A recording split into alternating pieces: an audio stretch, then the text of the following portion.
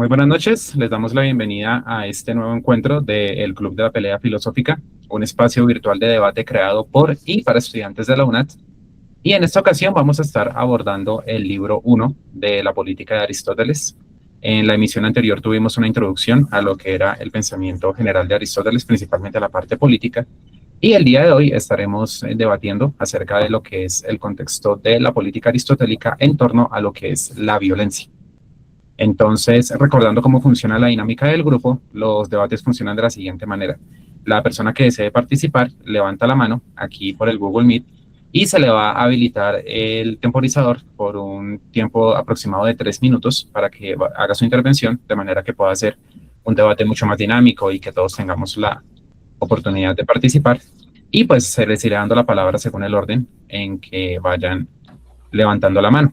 También contaremos en unos instantes con un invitado muy especial que también se encargará de entregarnos una profundización acerca de lo que es este libro 1 de la política, ya más desmenuzado y pues con unos análisis pues que van a ser de bastante provecho y que también nos darán mucho material para debatir. Y pues mientras tanto iremos llevando a cabo una serie de reflexiones y de opiniones generales en torno a lo que es la política. Yo particularmente en el transcurso de esta semana pues estuve abordando un poco lo que era la política de Aristóteles en torno también a lo que es la colonialidad y lo que fue la inspiración que tomaron autores españoles como Sepúlveda en lo que era la teoría política de Aristóteles en torno al amo y el esclavo y cómo esto digamos que fungió mucho para legitimar muchos de los discursos sobre los cuales se llevó a cabo este proceso de colonización, ¿no? Y sobre todo pues de deshumanización en cuanto a lo que fueron pues estas comunidades que se encontraban aquí en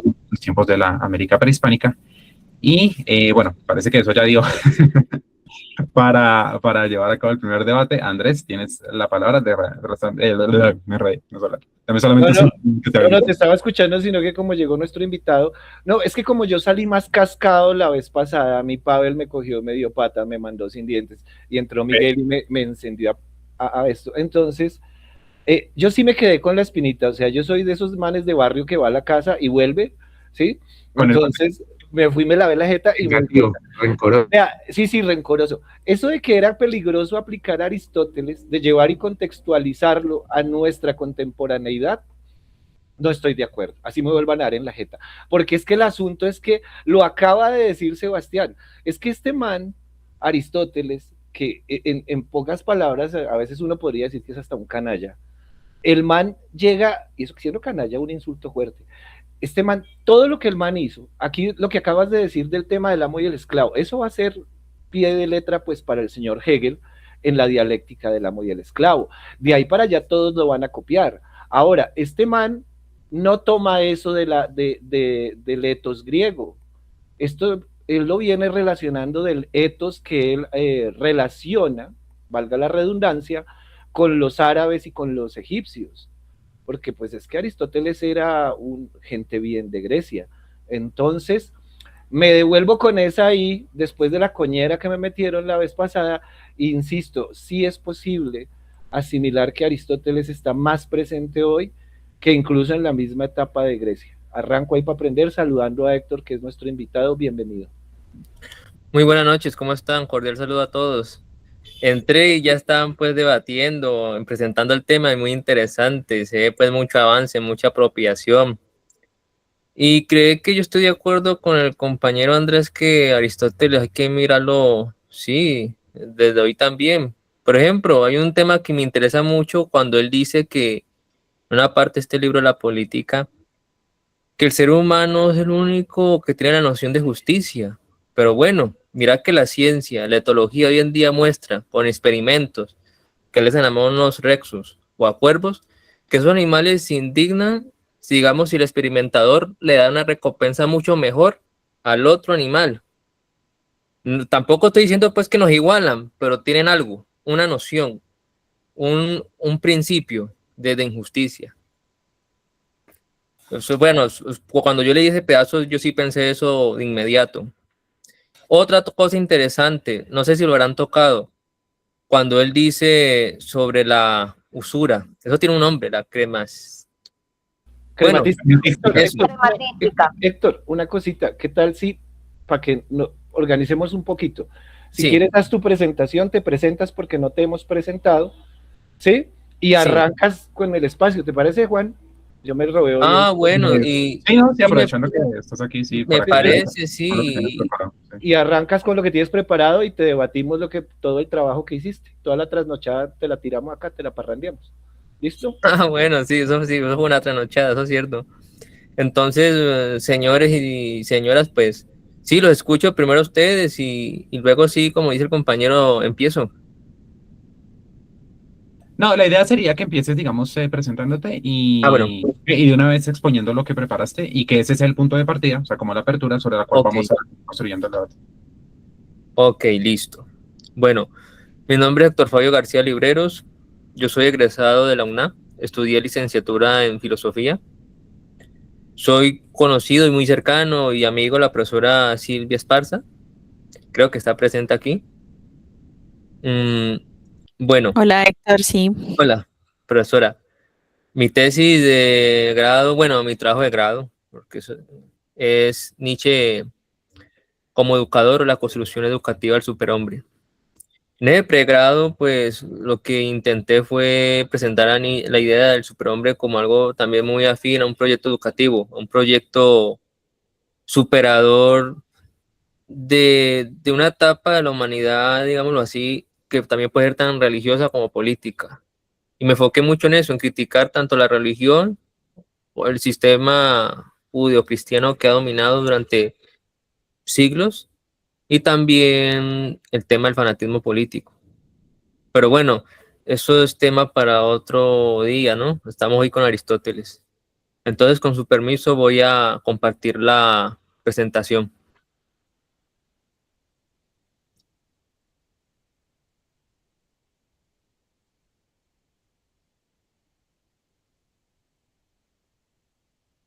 ¿La pueden ver o todavía no? Listo. Hasta Ya allá. cargó. Sí, ya se ve. Pero entonces voy Ya, a ponerla grande, ¿no? F5, ¿sí o no? sí, dale, F5. Ahora sí, ¿ya la están viendo grande? Sí, pues, o sea, la imagen se ve pequeña, pero la diapositiva ya está en pantalla completa. Ah, bueno, listo. Bueno, como ya sabemos, política, libro 1, comunidad política y comunidad familiar. Bueno, aquí algo muy interesante, pues, de Aristóteles, yo lo interpreto como un filósofo de las finalidades. Y bueno, y esto va de acuerdo al sentido común, ¿no? Que toda comunidad tiene que tener un sentido. Un sentido es algún bien. Y bueno, ¿y qué es ese bien? Pues yo lo interpreto como una, o sea, un bien común, o sea, es decir, una sana convivencia, un obrar bien comunitario, armonía. Pero bueno, vamos a lo importante que aquí define la polis como la comunidad suprema. Y esa búsqueda del bien, bueno, como ya lo dije, una bien entendida de los buenos actos, en mira de la excelencia y la sana buena convivencia. Bueno, a lo que voy es empezar por el principio, como él quería explicar. Esta comunidad no es gratuita. Hay una evolución que empieza desde la casa, desde la familia. Bueno, aquí Aristóteles nos pone la figura patriarcal del hombre, ¿no? Que se junta con la mujer. Y lo pone de un punto de vista muy naturalista en el sentido de la generación. Listo. Bueno, y aquí también hay que, en el principio, bueno, desde el libro, dice sobre las opiniones erróneas. Es decir, que tampoco se puede decir que es lo mismo gobernar una ciudad, ser un rey, que ser el jefe de familia o manejar esclavos. Entonces, eso lo va explicando a lo largo del texto. Bueno, entonces aquí vamos al núcleo de la idea, la génesis, o sea, el origen. Empezamos pues con la casa, la familia, la unión de hombre, mujer, los hijos.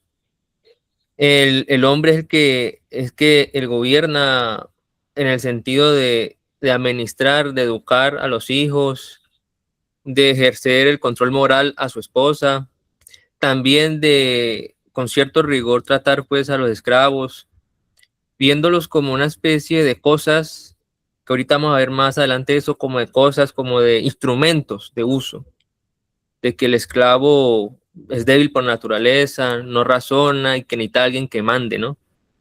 Eso pues es lo polémico que uno puede interpretar de Aristóteles a nuestros ojos. Y como decían por ahí, de ahí da pie a que se justificara algunas cosas, otros pues alimentaron su filosofía también a partir de esto.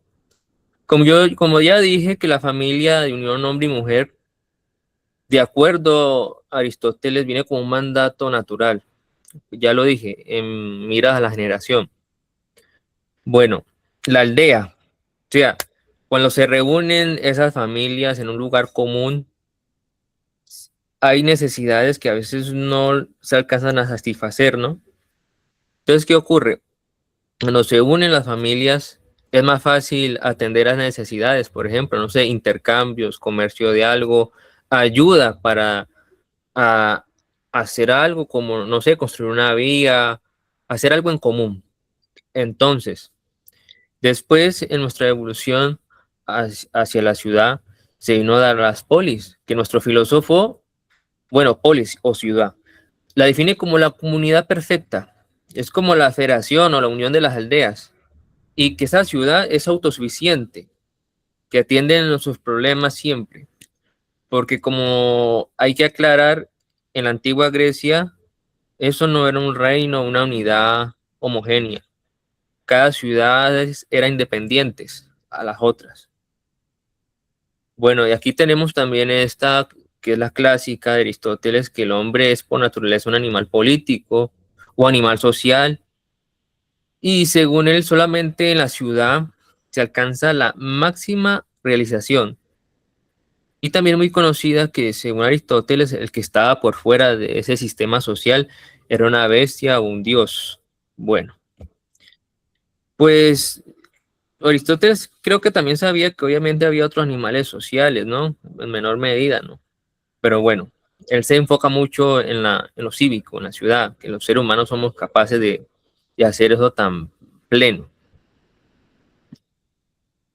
Esto dije a partir de esas reflexiones sobre el hombre social, racional. Él cuando dice que es el hombre, pues, que lo diferencia a los demás animales, que él solamente es exclusivo en el sentido del bien, del mal, de lo justo y lo justo, y otros valores, ¿no? Bueno, resulta que a la luz de la ciencia hoy, como dije al principio, hay ejemplos de animales que tienen un principio de noción de justicia o de retribución. Por ejemplo, como vemos la imagen aquí, hay monos que se enojan porque, por ejemplo, a un mono le dan una uva y al otro le dan un melón. Al mono le gustan más las uvas que el melón. Pero entonces el que no recibe la uva se enoja. Hay casos donde su compañero no recibe la uva y recibe el melón, pues en solidario pues con su compañero. Este experimento también se lo hacen a los cuervos y los cuervos han manifestado algo muy similar. Entonces, digamos, en el pensamiento hoy, Aristóteles también podría interpretarse, bueno, esto ya es mío, como alguien demasiado bueno, demasiado, ¿cómo se dice esa palabra? En el sentido de colocar al hombre en el centro del todo. Ese es el problema. Aunque tengo que reconocer que en su tiempo Aristóteles también, bueno, sentó las bases de la zoología y era también un investigador naturalista sin igual en su época. Bueno, aquí vamos al tema polémico de la esclavitud, de la cosificación total. Según él, el esclavo es un instrumento animado o, como dicen en el texto, subordinado para la acción. Bueno, aquí es preciso hacer una distinción. Hay instrumentos de producción que son las herramientas. Ejemplo, un timón, como se cita en el libro, ¿no? Es una herramienta, la maneja alguien para edicionar un barco y etcétera. Ahora tenemos el instrumento de uso, el esclavo. De ejemplo, puede ser un vigía humano que está pues pendiente de, de que se aproxima otro barco o que viene piratas, etcétera. Bueno, entonces nuestro esclavo sería ese instrumento de uso. De uso, es decir, para hacer oficios varios en la casa, atender ganado y muchas cosas que podía hacer. Es que el esclavo era el motor económico, el que hacía la mano de obra, la mano productiva. Bueno, y el meollo del asunto aquí es el esclavo por naturaleza. Aristóteles sugería que en la naturaleza siempre hay alguien que tiene que mandar y alguien que tiene que obedecer. Según él, pues hay personas mm, que no tienen esa facultad de razonar y también de mandar y que digamos que son muy débiles. Por tanto, surge la necesidad natural de que siempre alguien tiene que estar arriba y el otro abajo, o alguien que tiene que liderar, administrar, mandar, organizar, y otros que tienen que seguir sumisos, relativamente, bueno, como se aproxime pues a ese mandamás, ¿no? Pero el esclavo sería lo más bajo.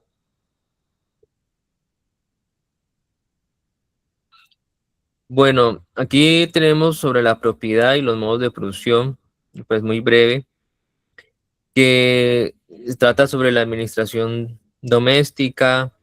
Ya sabemos que aquí influye mucho la figura del esclavo como propiedad, como la mano de obra, el amo como el jefe, el capataz. Y hay una adquisición natural que son bienes necesarios y límites. A la agricultura, la ganadería, la caza. Límite y necesarios, bueno, la alimentación, la sana vida, etcétera. Y tenemos este otro asunto interesante de la cremástica, que es la adquisición artificial. Y aquí trata sobre la producción de riqueza a partir del comercio, a partir de intereses y de trabajar sobre esos intereses. Y será, aunque no creo que sea así, pero bueno, esto puede ser alguno de los gérmenes, de los núcleos no voy a decir capitalismo, pero sí de esa, digamos, de esa filosofía de economía enfocada al aumento exponencial de riquezas. Porque seguramente otras civilizaciones también lo practicaban. Para Aristóteles, nuestra verdadera riqueza es el buen vivir y no acumular riquezas indefinidamente. O sea, no, bueno, no sé, porque es que mire, ¿qué pasa con este problema de acumulación de riquezas? De pronto alguno que otro puede alegar que no hay nada malo aumentar la riqueza, que se producen más trabajos, que esto y lo otro, pero el problema es que siempre cuando se trabaja sobre esa premisa de generar dinero o moneda sobre moneda, hay explotación. Bueno, ahí está la conclusión. Aristóteles hoy todavía da que pensar. Se puede decir que es un pilar del pensamiento político junto a Platón, que Platón en su política, aunque es más autoritaria en muchas cosas, pues yo veo que Platón en su República libera a las mujeres, no habla mucho de los esclavos, pero sí habla de una rigidez de clases, la figura pues rey filósofo, los guardianes y el resto de la ciudadanía, pues eso también da mucho que decir. Pero bueno, entonces en Aristóteles se puede encontrar muchas cosas que pensar, que criticar, que analizar a nuestros ojos, porque se puede observar que esa condición de esclavitud todavía se puede ver como ejemplo en realidades políticas y laborales hoy en día, ¿no? En que se quiere explotar a la persona para que produzca más riqueza a otra persona que está en la posición de dominio. Bueno, y también, aunque uno tampoco puede juzgar porque el contexto de la época de Aristóteles, bueno, donde él vivió, la esclavitud, el patriarcado era un prejuicio, pero ellos creían que eso era una verdad. Sin embargo, hubo filósofos, excepciones, y también poetas que estaban en contra del esclavismo y estas cosas. Bueno, ya mencioné sobre la noción de justicia e injusticia, que también hay otros animales que en menor medida lo tienen. Pues no sé si de pronto ahorita alguien puede ilustrarme mejor o hacerme verlo de otra manera. Y bueno, y es todo por hoy. Muchas gracias por la atención. No, al contrario, a ti, Héctor, muchísimas gracias por esa introducción. Estuvo bastante sustanciosa y nos entregó bastante del libro uno de lo que podemos empezar a debatir. Ya de hecho en el chat se estaban planteando cuestiones interesantes de las que estaremos hablando en un rato. Y por ahora empiezo dándole la palabra a Andrés, que quiere hacer su primera intervención. Entonces, bueno, ya tenemos dos manos levantadas, Andrés y Cristian. Entonces, Andrés, arrancas. Bueno, gracias ya me el compañero, por la presentación. Bueno, va a arrancar, como esto hace parte de nuestra investigación de la violencia, de la filosofía de la violencia. Primero, Aristóteles es un tipo supremamente violento en su pensar, totalmente violento. Violento e impositivo en lo que piensa y en lo que sostiene y en la manera en la que estructura la realidad griega dentro de su contexto. No solamente, ahí sí estoy en desacuerdo con Pavel, que sostiene aquí, que no solamente habla de la esclavitud en la guerra, él habla de la esclavitud como algo enteramente necesario dentro del funcionamiento normal de la polis, porque ellos no están diseñados para esas labores. Voy a recoger algo que el profesor Roberto, se me olvidó el apellido, dijo pues en unos cursos que estoy tomando con él. Gracias. El profesor Roberto Solarte dijo que me parece que define muy bien Aristóteles, y es que el Estado contiene la violencia. Y ese concepto de que el Estado contiene la violencia tiene que partir directamente de este estado primario que nos propone Aristóteles aquí en la política. En el concepto epistemológico, él es supremamente agresivo porque la manera de aprender, él es el papá del trivium y el quadrivium, eso no era no existía una horizontalidad del aprendizaje, era totalmente vertical. Los peripatéticos simplemente tomaban nota, asimilaban y no interpretaban, ¿sí? Y en ese orden de ideas, la educación se volvió lo mismo. Si lo miramos en el ámbito económico, el concepto de que la vida buena o la verdadera riqueza, como dice Pavel, es el buen vivir, no la acumulación de riquezas, pues habría que entrar a revisar eso. ¿Por qué? Porque si yo me ubico en el contexto del ciudadano griego ateniense que tiene la capacidad, eso es buen vivir. Si yo me ubico en el contexto del bogotano que vive en Los Rosales, eso es el buen vivir. Del bayuno que vive por al sur de Cali, pues eso es buen vivir, ¿sí?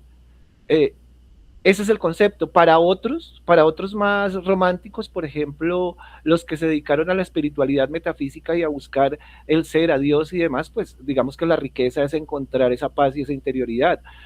Para el hippie es encontrar la marihuana. Entonces, en ese orden de ideas, la verdadera riqueza termina siendo subjetiva, ¿sí? Y no es algo que se enseñe, pero aquí no la quieren imponer. Aristóteles la quiere imponer. Bueno, como se me acabó el tiempo, con eso prendo el candelazo, pues a ver cómo arranca esto. Gracias. Listo, Andrés, muchísimas gracias. Bueno, posteriormente seguiría Cristian y bueno, luego, a ver quién me levantó la mano, bueno, yo y posteriormente Julia. Entonces, Cristian, tiene la palabra. Perfecto. Bueno, buenas noches para todos y todas, para los que no había saludado. Gracias a Héctor por su exposición, muy chévere, muy concreta, muy certera. Y bueno, respondiendo un poco, retomando esa pregunta inicial con la que se abrió el espacio sobre si Aristóteles todavía está vigente, yo creo que a Aristóteles, y voy a meter ahí un poquito en la colada a Platón, hay que leerlos en clave de que ellos son los fundadores del pensamiento moderno, ¿sí? De la sociedad moderna, de la modernidad occidental, o más bien, no de la modernidad occidental, sino son los padres del pensamiento occidental. Un poco ligándolo a la intervención que hacía Andrés hace un momento, en donde mencionaba el tema de la violencia epistemológica, ¿sí? Que ahí lo tiene súper fresco por el tema de investigación. Pero si nos vamos a ver, si hacemos una lectura de Aristóteles, pues Aristóteles se ha convertido a lo largo de todos estos siglos después de la publicación de sus obras y de su existencia misma, se ha convertido en el caballito de batalla de un montón, o por no decir de la gran mayoría de las ideas occidentales de sociedad, ¿no? Eh, el liberalismo, por ejemplo, las teorías liberales son profundamente aristotélicas, ¿sí? Incluso el mismo Marx es profundamente aristotélico, ¿sí? La dialéctica marxista proviene de la dialéctica aristotélica, porque cuando Marx empieza a leer a Hegel, así le haya dado re duro a Hegel, a la dialéctica, pero Marx retoma a, a Aristóteles para fundamentar una gran parte de sus estudios, ¿sí? Y de su teoría, ¿sí? O sea, Marx no es ajeno a los planteamientos de él. eh, Sobre todo hay un capítulo muy concreto en esta obra del Capital de Marx donde se evidencia la profunda conexión entre él y Aristóteles, que es el capítulo 3 del Capital, donde Marx habla sobre la economía natural y la cremas, ¿cómo es que se llama esto? La crematística capitalista, gracias. Sí, y él habla acerca, y él explica profundamente cuál es la relación de estos dos conceptos dentro de la dinámica del capital, y uno empieza a irse más allá, a hilar fino, y se empieza a dar cuenta de que Marx básicamente está retomando un montón de principios de las teorías de la dialéctica aristotélica y profundamente de la política como tal. Ya para cerrar, un poco de la violencia del Estado, cuando Aristóteles habla de la política, él está dando y está cimentando las bases de los estados modernos que conocemos ahora. Obviamente viene un poco compartido con los platónicos, pero pues Aristóteles es el papá de los estados modernos. Listo, Cristian. Quiero Muchísimas decir gracias. que 3 minutos son muy castrantes para exponer una idea. Sí, no, tienes razón. Estaremos discutiendo si de pronto ampliar eso, pero la idea también es eso. O sea, ¿Qué como seríamos de las normas seríamos animales? Hay que tener normas. espera que Muy ya aristotélicos, muy platónicos ustedes. antes de darte la Suena palabra, más bien Julie, hobbesiano a propósito de violencia. Las normas están hechas para castrar esas bajas pasiones, Cristian. eso, aguante la rebeldía, pero voy a tomar la palabra. No, mentira, antes de darte la palabra, Julie, por lo que ha levantado la mano primero, voy a hacer mi intervención brevemente y ya te pongo aquí el temporizador. Espérame, para ser justos, voy a colocar primero el reloj. Listo. Sí, como tal estoy muy de acuerdo también en parte de lo que dice Cristian de cuáles han sido las influencias también del pensamiento de Aristóteles en Occidente, respondiéndole también a una pregunta que hacía Byron, por ejemplo, de qué tomó Alejandro Magno, por ejemplo, de Aristóteles. Sí hay un aspecto en el cual Alejandro Magno se distancia un poco del pensamiento de Aristóteles en este proceso de la helenización de la expansión del Imperio Romano. ¿Por qué? Porque vemos que durante este proceso lo que hacen con los digamos, con las naciones y los sitios que conquistaban, si era integrarlos y pues tomar aspectos de sus culturas que fueran provechosos, contrario, pues, digamos, a lo que pensaba Aristóteles acerca de lo que eran los bárbaros, que eran aquellos que no hacían parte de la civilización, ya que una de las cosas que afirma Aristóteles también es que los bárbaros únicamente pueden estar sujetos a una forma de gobierno despótica y tiránica como a la que estaban sujetos, porque también estaban en una condición natural de esclavos. Ahí también respondiendo un poco a lo que mencionaba Pavel, de que existen otras formas de violencia de las que habla Aristóteles que no son naturales, como por ejemplo lo que pasaba con los vencidos en una guerra. Sí hay un aspecto en el que Aristóteles ancla ese tipo de esclavitud también a la naturaleza, ya que él habla de que en el libro 1 de que justamente los vencedores tienen el derecho de poder convertir a los vencidos en esclavos, porque si estos vencidos en la guerra terminaron adquiriendo la condición de vencidos, era porque eran naturalmente esclavos también. Y que, bueno, y eso por un lado. Y por otro lado, también en cuanto a la influencia de que Aristóteles en Occidente, sí, o sea, estaban las cuestiones que mencionaban Cristian y Andrés, también lo que mencioné de Sepúlveda y de la colonialidad, pero es que también hay muchos otros ejemplos en los cuales se han legitimado pues muchas formas también de sometimiento y de violencia pues justamente ancladas a este aspecto propio de la naturaleza. Cuando Héctor hablaba, por ejemplo, de que o sea, de cómo se toman esos aspectos también relacionados con lo que es el reino animal, pues también hemos visto cómo se distorsiona el hecho de afirmar, digamos, desde el discurso liberalista, lo que es la libre competencia, hablando de esta lucha por la supervivencia en el reino animal, cuando también en el reino animal encontramos muchos ejemplos también de colaboración y de comportamientos que son mucho más comunitarios, de los que sí no se habla. Y por otra parte, también cuando vemos que Aristóteles no ancla realmente a la libre voluntad de los hombres el hecho de estar organizados de esta manera, sino que esta organización la ancla a la naturaleza. ¿Sí? Eso también me trae un poco a colación otra analogía que se podría hacer hoy en día, otro paralelo con lo que sería la obra de Aldous Huxley de Un Mundo Feliz, ¿no? Cuando Aldous Huxley habla de esta utopía de un mundo que es feliz porque las personas están determinadas por genética, no solamente a cumplir con un rol específico dentro de esta sociedad, como lo puede ser el trabajar o el estar en la parte del conocimiento del razonamiento, sino también a ser felices conforme a ello. Aristóteles no habla de genética, pero sí habla de la naturaleza. Y otro aspecto importante en el cual hay una falla en su razonamiento que fue criticada también por autores como Montesquieu y también por este poeta romano, siempre se me va si es Cícero o no, pero creo que sí, es el aspecto de que no hay una demostración o sea, acerca de la naturaleza y de su falta de lo que sería la noética, ¿no? Sino que simplemente, o sea, afirma como cierta lo que intenta demostrar, o sea, es un poco un razonamiento circular, su dialéctica. Con eso cierro y, bueno, le voy a dar la palabra a Julie, ya habilito el. Dice que yo narrador de Blue Radio, pasó más de un minuto. Listo, Julie, arranca cuando gustes. Correcto. Bien, en este caso como tal, en cuanto a lo que hablaba Andrés de defender la idea de riqueza que ha sido impuesta, que en ese momento pues estaba relacionada con pertenecer a la polis, con tener pues esa independencia económica como grupo, ahorita pues ya es más ir detrás del que más pueda acumular y del que más pueda demostrar su poder adquisitivo, pues en realidad nunca se ha dado la opción de que alguien decida qué es, digamos desde el punto de vista aristotélico, qué podríamos llamar riqueza. Entonces, pues sí es un poco, como utilizábamos la palabra ahorita, castrante en cuanto a lo que podría considerarse el éxito de una persona, tener este pues pensamiento más aristotélico. Y más si ya nos vamos a llevar a un modo naturalista, pues las condiciones que tiene una persona que nació para mandar y una persona que nació para obedecer, porque pues en este punto trayéndolo a la actualidad, digamos que decide eso ahorita donde ya no hablamos de solo naturaleza, sino de cómo nos desenvolvemos, donde es más importante la jerarquía social y también cómo pudo haber influido esto igualmente hasta en la ciencia en ideas eugenéticas, buscando pues que haya siempre personas directamente, no solo con el desarrollo mental, sino físico para dominar a otras.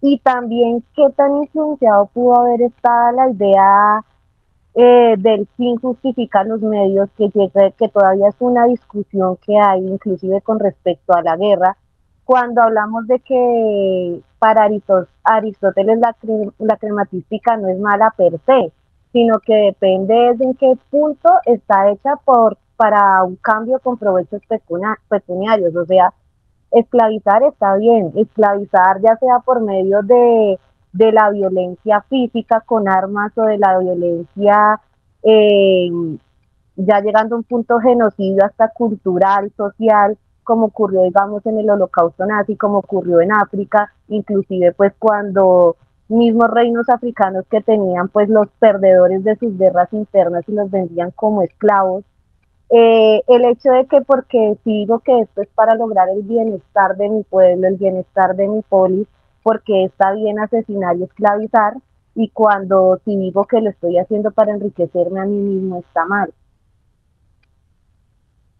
Y ya con respecto a lo que decía Sebastián sobre un mundo feliz, en efecto, precisamente eso fue lo que me hizo pensar en las ideas eugenéticas, de que siempre inclusive en la educación, inclusive en la alimentación, en países como el nuestro que es tan diferente desde el punto de que te alimentas, cómo te puedes desarrollar para ser una persona o hablar de poder ser una persona que mande si te estás educando y te estás alimentando para ser un obrero más siempre.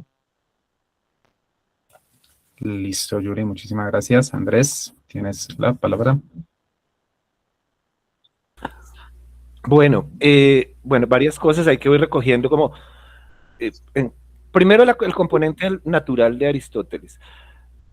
Yo creo que cuando Nietzsche leyó a Aristóteles lo entendió ese componente natural como la voluntad misma, como el instinto mismo.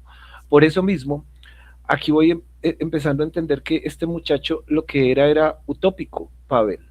Porque la pregunta que te hago es, sí, listo, él lo que busca es la eudaimonía de los ciudadanos en general.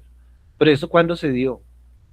¿Cuándo hemos tenido históricamente esa polis perfecta que Aristóteles planteó? ¿Sí? Donde el equilibrio fuera perfecto, porque él, finalmente, más haciéndole spoiler al libro, él va diciendo que cuando se logra ese punto de equilibrio, ¿sí? Cuando la crematística logra determinar que haya un equilibrio económico en la polis, cuando dentro del oikos, dentro de la casa, ¿sí? Esos poderes estén totalmente balanceados, la mujer comprenda que debe guardar silencio, que esa es su mayor virtud, que no se debe poner a hablar, porque eso no es para ella, ¿sí? Que el pensamiento y la disertación son netamente masculinas, ¿sí? Y de los ciudadanos atenienses, que ella por más que quisiera no es ateniense, eso realmente tal vez ellos lo vivieron un momento, tal vez lo tuvieron, diga usted, un verano, pero ni siquiera la polis griega fue estable, ¿sí? No tuvo esa estabilidad que nos plantea el imaginario aristotélico aquí. Entonces, Aristóteles, de alguna manera, cuando se lee desde otras perspectivas, uno empieza a darles la razón a pensadores como Hobbes, que sostenían que los niños no podían considerarse seres humanos hasta después de los 5 años porque estaban en su etapa animal. Y si uno mira la carreta de Piaget, es la misma vaina, pero de manera técnica. Y la de Cal. Exactamente. Está en una etapa en la que, o sea, son bien brutos, son animales, son bestias, y ustedes los trasladan acá, eso se nos llega aquí a 11. O sea, llegamos aquí con chinos de 10º y 11 que son pero meramente animales. Y eso dependiendo de su contexto, que era lo que hablábamos voz en off antes de iniciar, ¿sí? Eso se da, esa animalidad, ¿ven? Eso dentro del derecho, por ejemplo, dentro de la filosofía del derecho, se conoce como el ethos caníbal, que es digamos, el conjunto de normas que rigen a una sociedad y que son demasiado violentas. Y hacia allá apunto esto, es decir, todo nos lleva a que esto se convierte, Aristóteles es utópico, ¿sí? Por eso Nietzsche lo dijo como lo sostenía ahorita Julie, Nietzsche sostiene, a los hijos de los ricos hay que enseñarles a obedecer, a mandar, y a los hijos de los pobres a obedecer, ¿sí? Ese más o menos es el equilibrio real, ¿sí? El neoliberalismo lo ha logrado. De alguna manera vivimos domesticados unos y mandando otros. Listo, Andrés, muchísimas gracias. Vas, Cristian, luego yo y luego Byron. Yo me atrevería a ir más allá de esa última afirmación de Andrés. Yo creo que todos estamos domesticados para cumplir ciertos roles y ciertas funciones, ¿no? Pero bueno, eso ya es tema de otro rollo de tela para cortar. Eh, sí, aquí hay algunas cosas que ustedes mencionan bastante importantes que no hay que dejarlas perder e ir. Y voy a ver si las logro retomar, o al menos a una gran parte de ellas. Y es este tema de la naturalidad, ¿no? Y aquí Andrés marca un punto de quiebre muy, muy claro y muy interesante, y es, claro, Aristóteles era un idealista, pero era un idealista que creía que la naturaleza, eh, que el hombre, o bueno, el ser humano mejor, se regía por las mismas leyes de la naturaleza, y que la naturaleza le iba a dar un orden a la vida humana, ¿sí? Y es algo que Platón en su momento le dice como, no, pelado, eso no es tan así, ¿sí? Los hombres, los seres humanos tienen voluntad propia, ¿sí? Y ordenan el mundo conforme a sus ideas, ¿m? Que aquí viene esa discusión, ese debate que tuvieron en el tema de la ética, ¿sí? Para Aristóteles la ética era algo natural, ¿sí? Que sea natural, y Platón le dice, pues no tanto, compadre, ¿sí? No tanto porque la ética está ligada a los intereses de cada quien, ¿no? Y entonces aquí empieza este debate, podemos decirlo, dialéctico frente a la ética, ¿sí? Y que se traslada a la cuestión de lo natural. ¿Qué es lo natural realmente en lo humano? ¿Sí? ¿Cómo podemos definir lo natural en lo humano?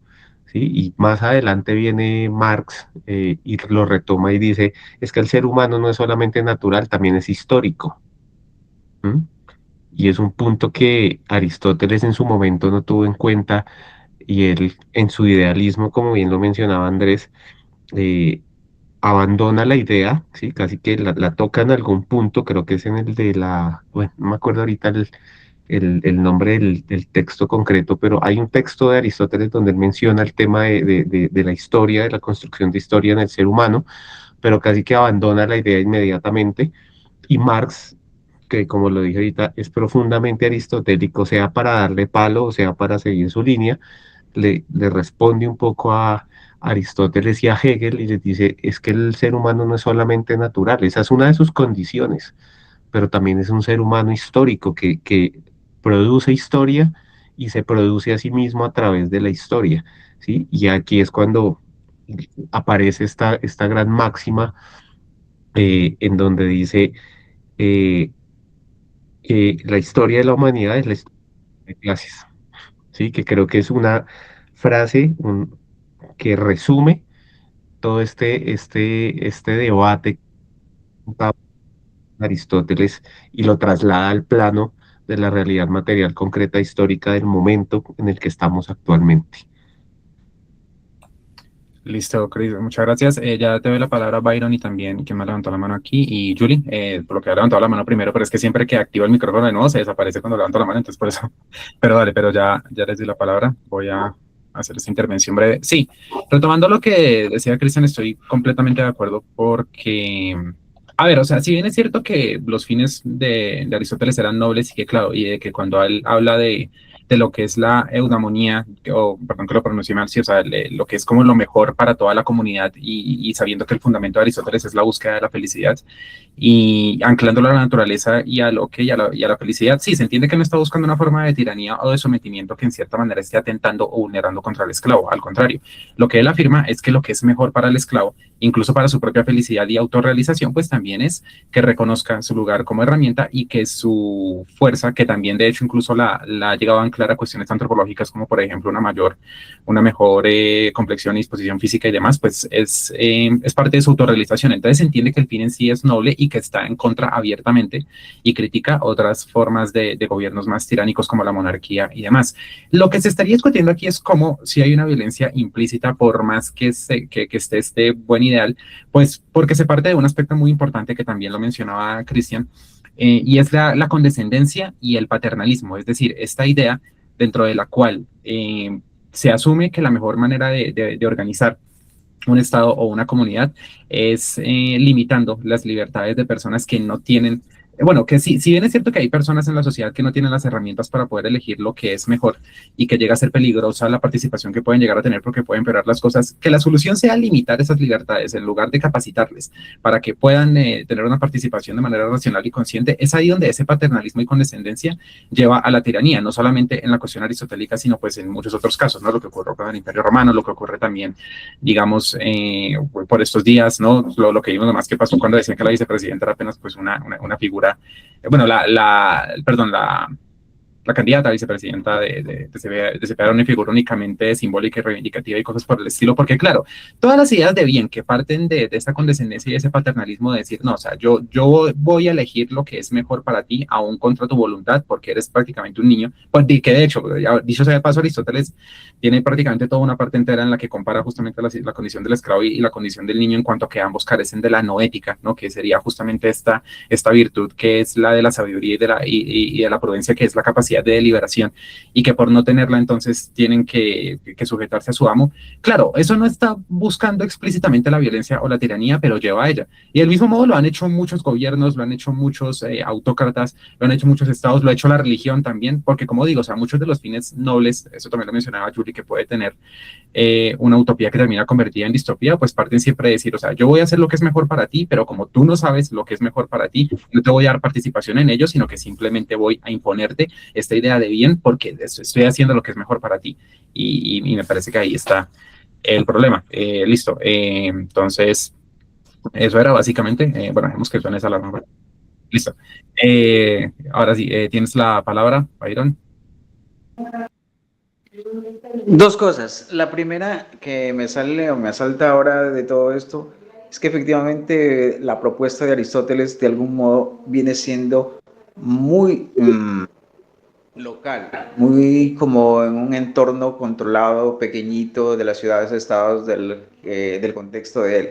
Ahora, si eso lo trasladamos a lo que tenemos en este momento, evidentemente eso se sale de control y no funciona. Yo siento que en algún momento lo que mencionó Andrés, ¿cuándo ha funcionado una democracia conforme lo que se aspira o propone Aristóteles o lo que proponemos actualmente? Las democracias, al final de cuentas, casi que están ligadas solo al papel o a un ideal. Retomo algo que decía, creo que la profe, de pronto de las utopías, pero pues no avanzamos, seguimos de algún modo en esa condición de animales y no precisamente políticos.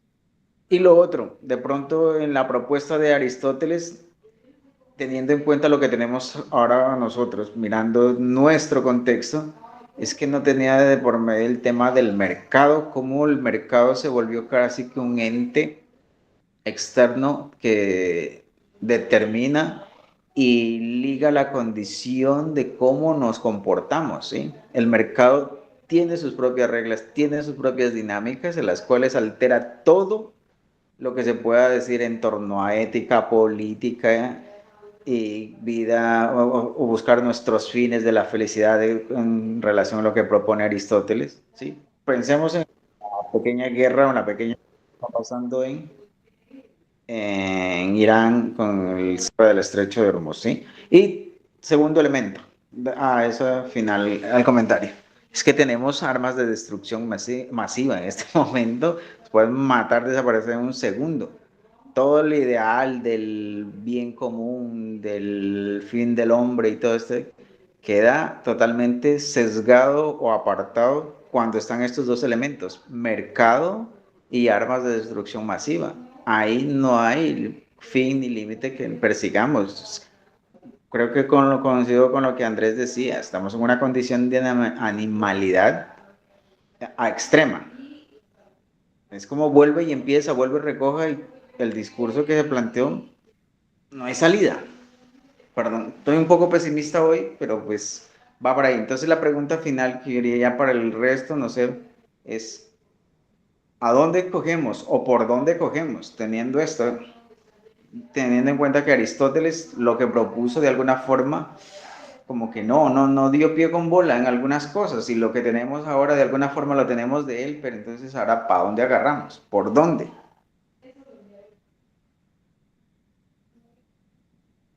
Listo, Byron, muchísimas gracias. Tienes la palabra, Julie.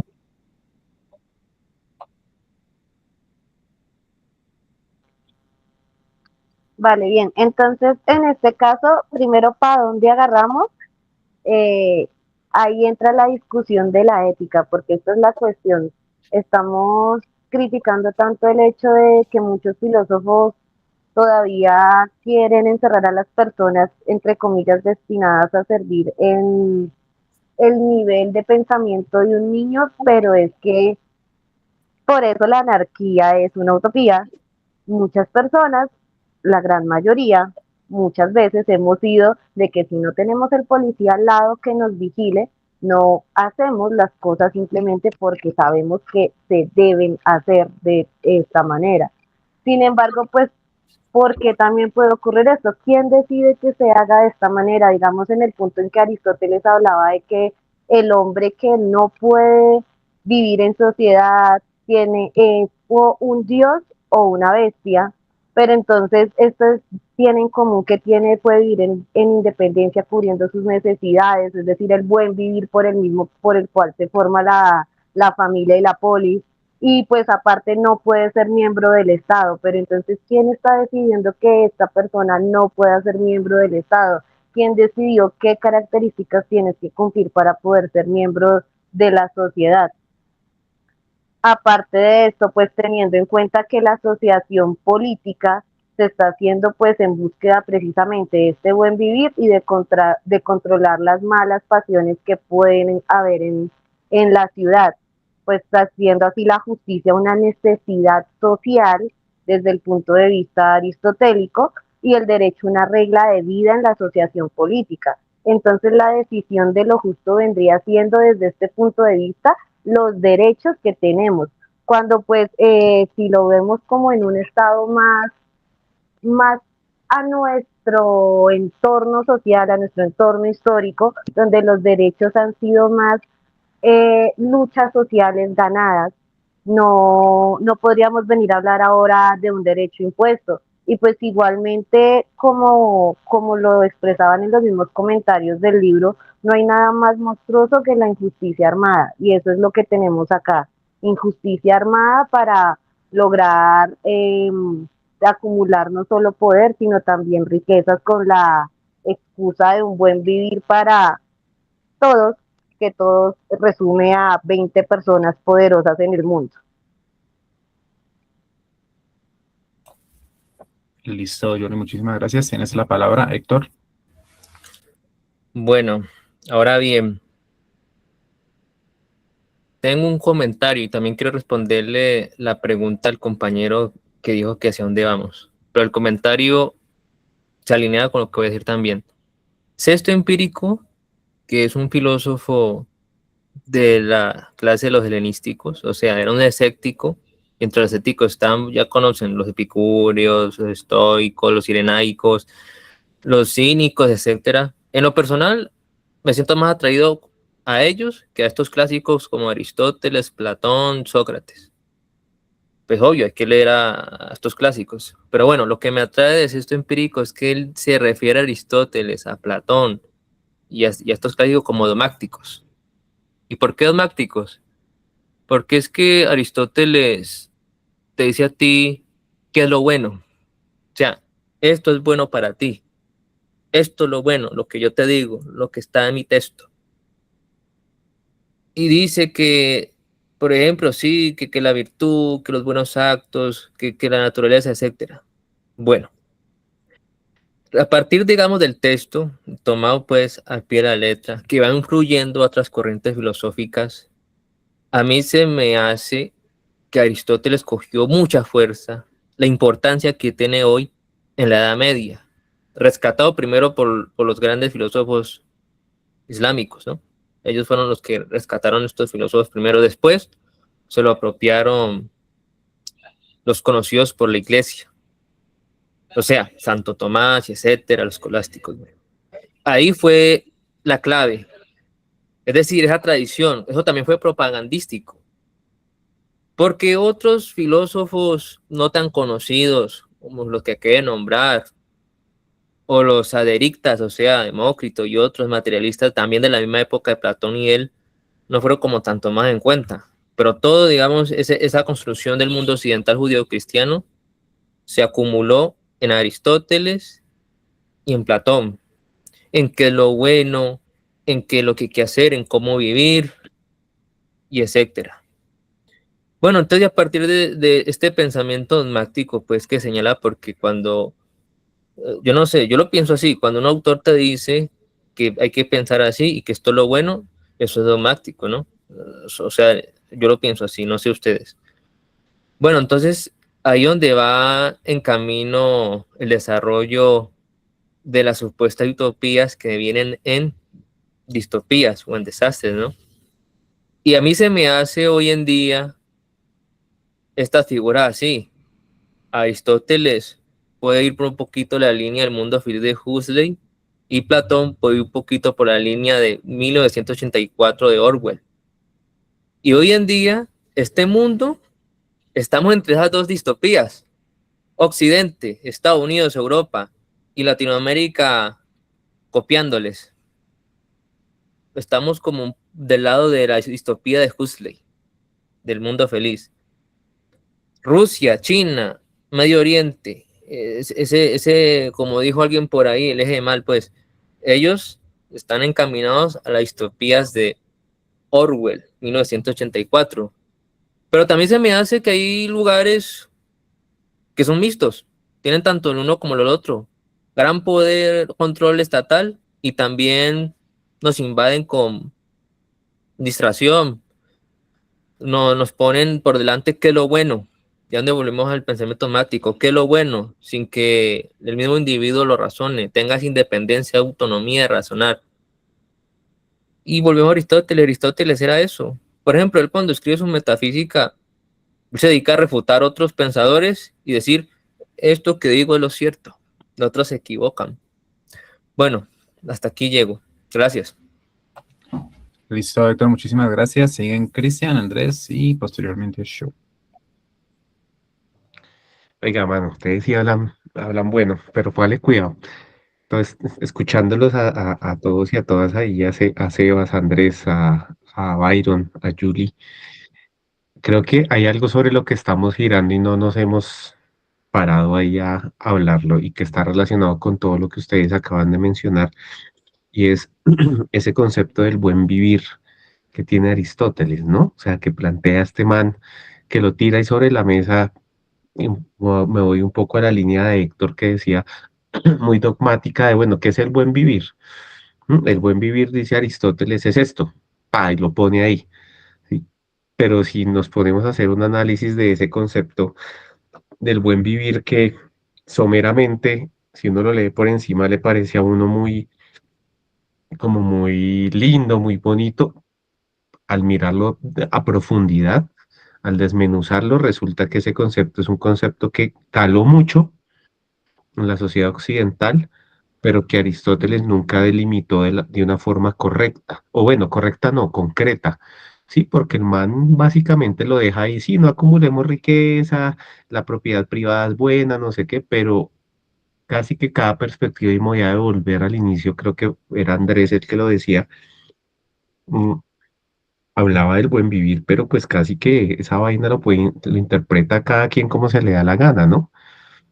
Y eso ha generado ahí una mella porque si uno se va, y voy a traer a colación a Norbert Elias, hay un libro de Norbert Elias muy bueno que se llama el proceso de la civilización, y este man, parce, usted se lea a este man, marica, y es hacerse una lectura de cómo esa idea de Aristóteles del buen vivir la fueron materializando a través de las prácticas cotidianas de los seres humanos sobre lo que consideraban que era vivir bien desde o soportado o parado desde el concepto de civilización, y antes del concepto de civilización en las épocas de la nobleza, de las altas, de las cortes, era las buenas maneras cortesanas, ¿no? El cortesanismo. ¿Sí? Entonces era cómo nos comportamos. Y entre más refinado fuera alguien, quería decir que se vivía mejor. Pero eso también tiene un montón de violencias epistémicas de fondo, y es muy dogmático por el hecho de que a medida que ese concepto de civilización occidental fundamentado en esa idea del buen vivir aristotélico fue calando y echando raíces, empezó a destruir y a borrar de la faz de la tierra un montón de costumbres del buen vivir propio de los pueblos a donde llegó la colonización o las colonias europeas. Miremos nada más lo que ocurrió aquí en América Latina, en Sudamérica y en Centroamérica cuando llegaron los españoles. Acabaron con, no todas, pero sí un montón de costumbres propias indígenas para imponer y replicar eso, sus costumbres en las sociedades colonizadas.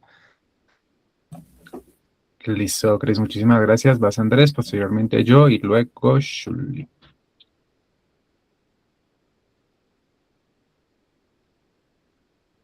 Estaba silenciado, Andrés, no lo escucho.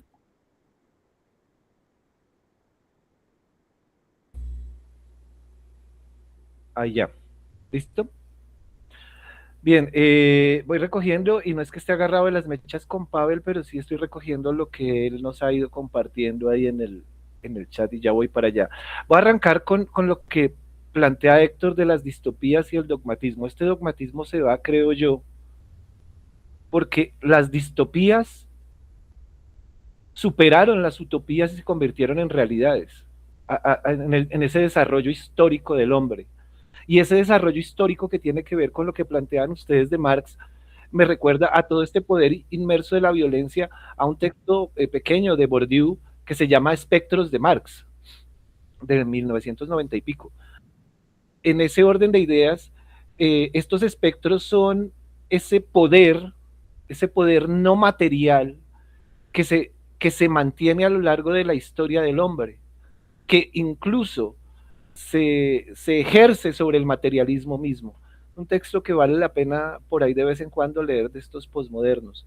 Ahora, el concepto, o la idea, perdón, que nos plantea Pavel en el chat, de que el neoliberalismo y demás ha instrumentalizado a partir de nobles ideales y ha generado masacres y ha generado elementos que dentro de nuestro lenguaje actual son bárbaros, para llevarlos a un término griego.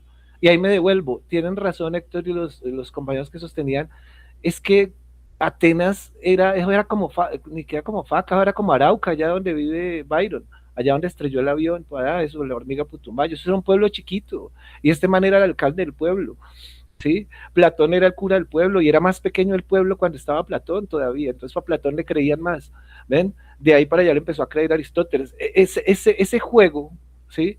Hace que, yo tengo por ahí una ponencia que presenté en la UNAD, que se llama el adoctrinamiento del ser político, lleva a Pavel a que ese esclavo, sí, él demuestra que tiene conocimiento, y ese conocimiento lo lleva a reconocer esos patrones de mando, y en ese orden de ideas, la educación misma se vuelve violenta, y Aristóteles lo que hace es justificar una violencia epistemológica en el sentido en que a ti te adoctrinan.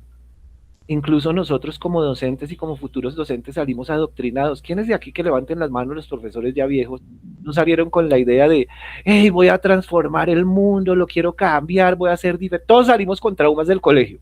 Todos, o sea, todos queremos acabar el conductualismo. Todos, absolutamente. No conozco a ninguno que no me haya dicho que no. ¿Sí? Pero cuando llegan a su primer mes de clase, son todos conductualistas. Todos son conductualistas. Todos aplican con rigor la violencia del cállese, del siéntese, de yo quisiera ser diferente, pero la norma, el manual del colegio me lo exige, guarda tu celular, ¿sí?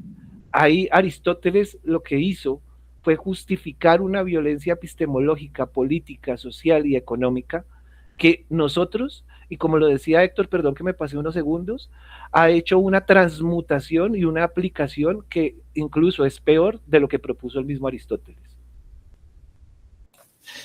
Bueno, justo quería contestarle lo que ha dicho Pablo en los comentarios, pero bueno, dice que le demos la palabra porque ya casi tiene que salir. Bueno, está bien, dale. Vamos a ver entonces la intervención de 3 minutos y ya después mira la grabación con las críticas que tengamos a dicha intervención, o sea, con los comentarios a dicha intervención. Entonces, dame un segundo. No, arranca de una. A ver, dale. Entonces. Bueno, no me voy a ir de una, pero sí antes de irme, pues quería plantear como dos cosas. Primero, me sumo un poco, Andrés, pues se trata de un club de la pelea filosófica, pues absolutamente no es nada personal, solo que me llama mucho la atención que la mayoría de intervenciones de Andrés suelen ser muy violentas, inclusive despectivas y algo déspotas. Referirse a una región como Arauca, como ese pueblo por allá marginal, o en su momento también el gracejo de que pues los compañeros que están conmigo no me dan la talla, cámbiame de grupo, pues son formas de violencias epistémicas que también reproducimos algo en un poco de lo que planteaba Cristian, que era muy interesante, y es que en efecto me dejó un poco pensativo que todo el pensamiento moderno, si se quiere, viene mucho de Aristóteles. Eso tendría mucho que ver con el novum organum, con todo lo que se planteó del empirismo, del racionalismo, donde efectivamente el hombre que pasó a volver la realidad partes para estudiarla en efecto fue Aristóteles. Eso fue todo lo que reprodujo en la segmentación de la búsqueda de la estructura de la realidad en la modernidad. Pero también tiene mucho de político. Yo creo que el tema habría que mirar mucho si más bien viene siendo semántico. O sea, claro, la palabra esclavitud tiene una herencia que quizá no la tenía en su momento en Grecia, con una carga demasiado fuerte que a partir de estudios interculturales, a partir del surgimiento de los derechos civiles, pues cada vez se volvió más peyorativo, no tenía la misma densidad. Pero hoy por hoy yo creo que son términos que podemos hacer equiparables, inclusive cuando se habla, por ejemplo, de un empleado, quien tiene derecho a un salario mínimo, al tema de una escala salarial, al tema del el empleo informal, o sea, siguen siendo formas, porque finalmente la estructura aristotélica de la polis, aquí hay algo muy gracioso. En todas mis intervenciones, y lo dije de la vez pasada que me invitaron, yo no soy aristotélico. Y la mayoría de cosas que yo estoy escribiendo en el chat es una lectura de Aristóteles, o sea, es una lectura literal de Aristóteles. O sea, adjudicar a Aristóteles la tiranía cuando él dedica gran parte de su esfuerzo teórico a defenestrarse de la tiranía, pues es un error hermenéutico, ¿sí? Entonces yo no soy aristotélico, de hecho yo tengo unas contradicciones profundas con la visión moderna de la construcción del conocimiento, pero me llama la atención es que no se hace una hermenéutica suficiente de las palabras del autor y su contexto. Entonces yo creo que, por ejemplo, ese concepto de esclavitud siendo muy semántico, por ejemplo, esa cita de Christian recurrente me llama la atención cuando lo asemeja tanto con Marx. Entonces la dictadura del proletariado finalmente serían sujetos que están creando los modelos económicos teleológicamente para que funcione la misma estructura, si se quiere, del Estado derrocado. Pero tiene que ver con el fin, el Estado como un fin. Las estructuras que al ser normativas también limitan los elementos de violencia bajo una idea de frónesis, bajo una idea de término medio, bajo una idea de la mesura, bajo una idea de la construcción de arquetipos ciudadanos hacia fines que igual reproducimos, y lo vuelvo a poner en términos de escala salarial, en términos incluso de escala educativa. Entonces el que tiene un técnico, el que no tiene educación, el que requerimos para que nos transporten el transporte público, y son formas de estructura normativa teleológica de la generalidad, porque también hay que ver que en la época aristotélica no había un concepto muy claro de subjetividad. O sea, cuáles eran los derechos civiles, los derechos humanos, no eran conceptos que existieran. Era vista la polis en esa estructura macro, hacia lo cual se definía una guianza precisamente para minorar el concepto de la violencia, siendo la tiranía la mayor expresión de la violencia. Entonces es como una invitación, una lectura hermenéutica. Por supuesto que todas las reflexiones, me gustó mucho leer Nietzsche, no tengo tiempo de hablar un poco de la relación entre Nietzsche y Sócrates, del giro de la pasión a la razón, cómo Nietzsche odia a Platón, pero finalmente termina teniendo un semi-respeto, o por lo menos una perspectiva distinta de Aristóteles. Pero bueno, digamos que en general es muy interesante la contextualización, y termino con lo que escribí un poco en el chat. Hoy nos escandalizamos por el concepto de esclavitud, pero en 10 años solo un grupo armado de este país esclavizó, torturó, asesinó a 19.000 menores de edad. Entonces, seguimos reproduciendo esos modelos desde los discursos, dígase Benjamin, derecho positivo, derecho natural, de cuál es la metanarrativa que justifica el poder, pero finalmente aquí el problema termina siendo el poder. Y paradójicamente, cuando se habla de frónesis respecto al poder, pues habría que concederle a Aristóteles la visión de un término medio que, quién sabe, hoy en día podría ser prudente retornar a estudiarlo. Oíste, Pavel, gracias. Yo me robé un segundo. Bueno, a ver. Primero, aclaro que entendemos aquí que no es nada personal y que es a lo Tyler Durden el personaje, mi querido Pavel. Por eso los comentarios.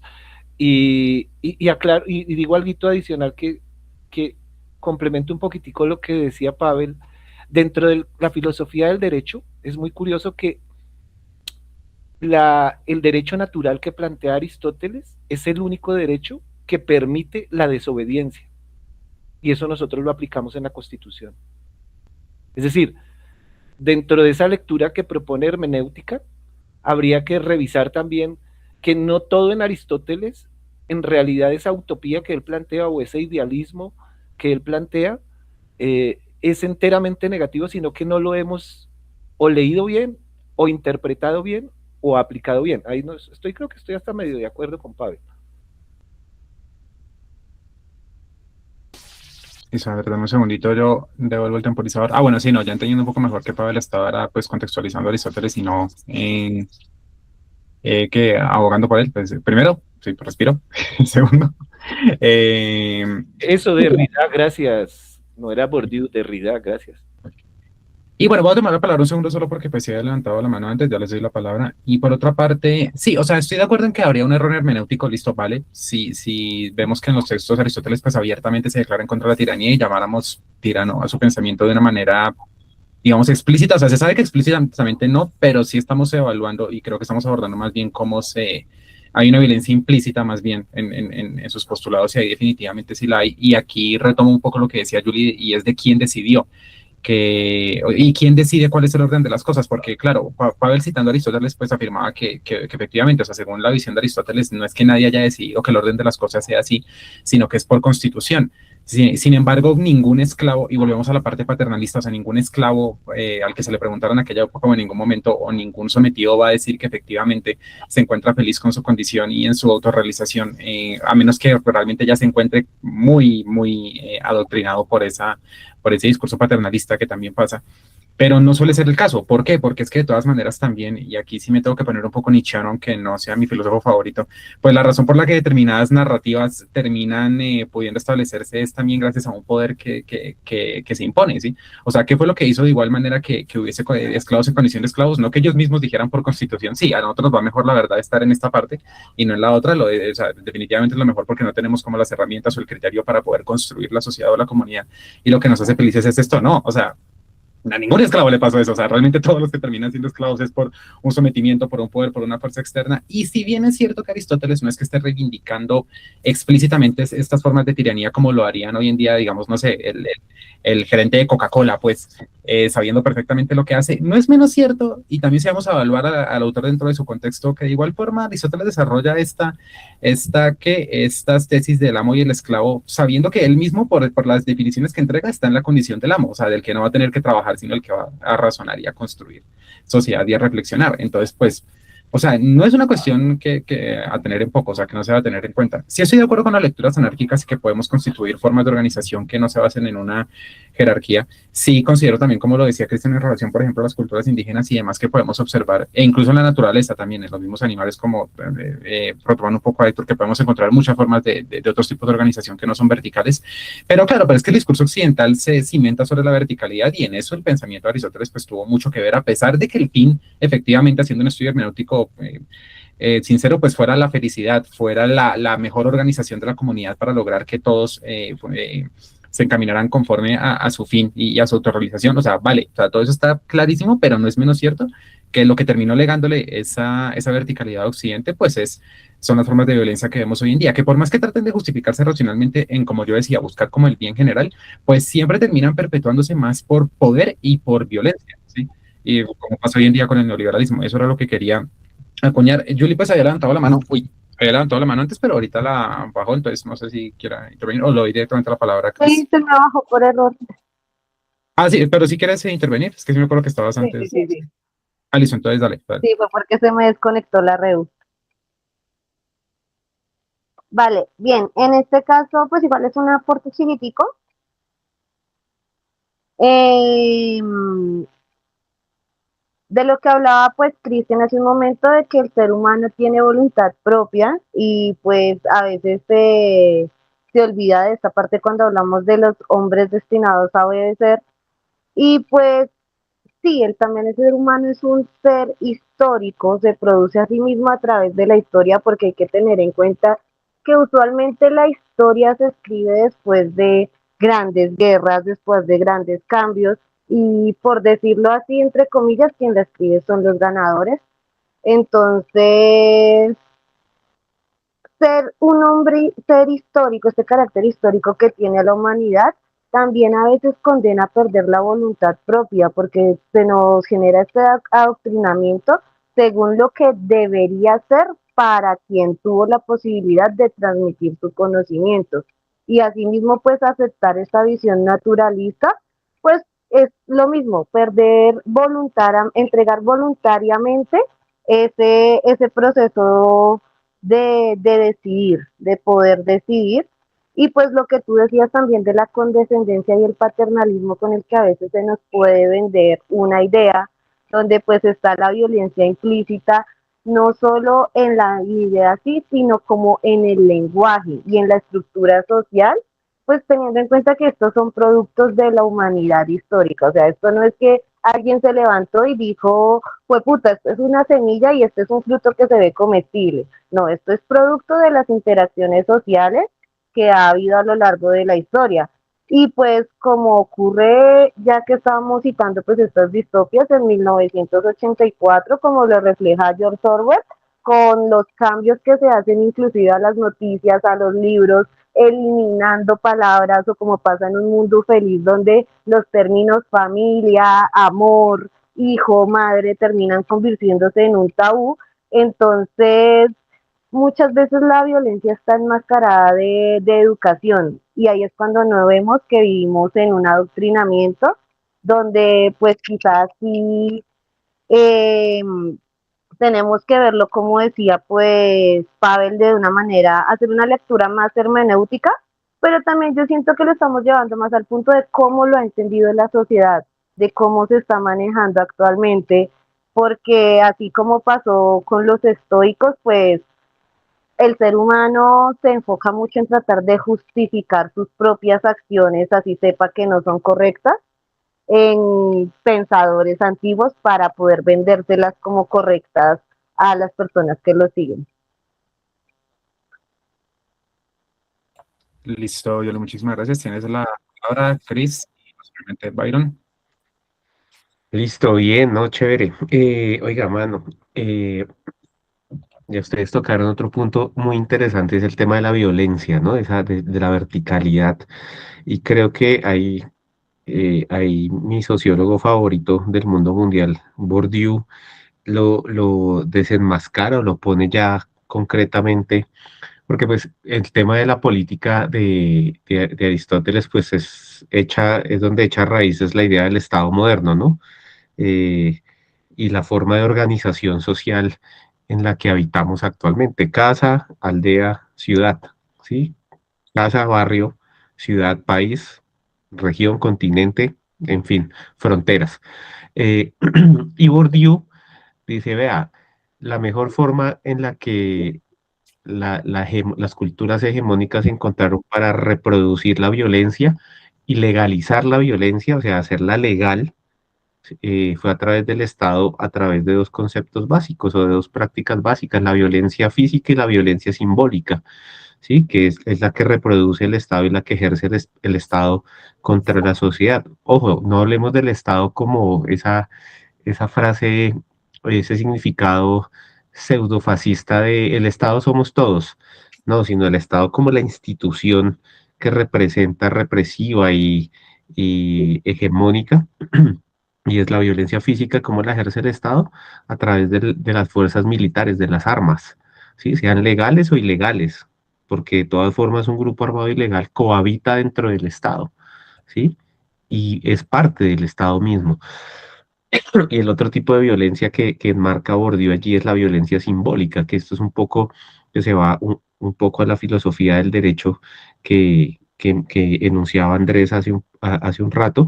¿Y cuál es la violencia simbólica? Las leyes del Estado, ¿sí? Y es el mecanismo por el cual ejerce represión y coerción y control sobre la población que compone ese, ese estado, ¿sí? Y voy a retomar lo que hablaba ahorita en mi anterior intervención y retomo lo que muchos de ustedes han dicho allí acerca del papel de la educación. ¿Cuál es la forma más efectiva de reproducir la violencia simbólica del Estado? La escuela. ¿Y cómo se materializa la violencia simbólica del Estado? A través del concepto de civilización. Hay que civilizar al incivilizado. Hay que civilizar al que no responde a las normas sociales, llamémoslo en este caso a las normas morales que construye una sociedad para cohabitar dentro de un marco jurídico y legal que garantice la convivencia, ¿m? Y garantice eh, una, una convivencia armónica dentro de las fronteras de un Estado, ¿no? Entonces creo que eh, allí hay que verlo también desde esa perspectiva, este tema de la violencia. Listo, muchas gracias, Chris. Ahí preguntaba Pavel que con qué nombre puede encontrar. Y ya te digo, creo que es el libro de la reproducción de Bourdieu, pero dame un segundo, ya te lo confirmo. Listo, ahí te lo converso por el chat. Mientras tanto, dale, Byron, tienes la palabra.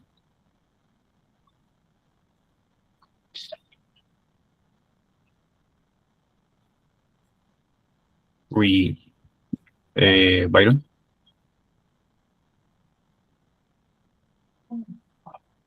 Byron.